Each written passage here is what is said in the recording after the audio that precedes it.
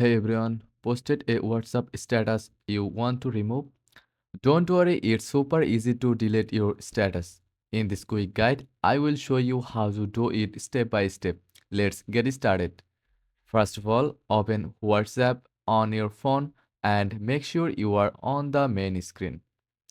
Now, tap on the status or updates tab at the bottom or top of the screen, depending on your device. Here, you will see all your active statuses. Tap My Status to view your current status updates. You will see all the statuses you have posted. To delete a status, tap the three dots next to the status you want to remove. Then tap Delete and confirm when prompted, and that's it.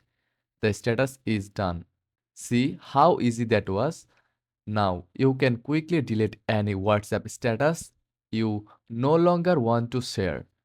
If this guide helped, give it a thumbs up and subscribe for more tips. Thanks for watching.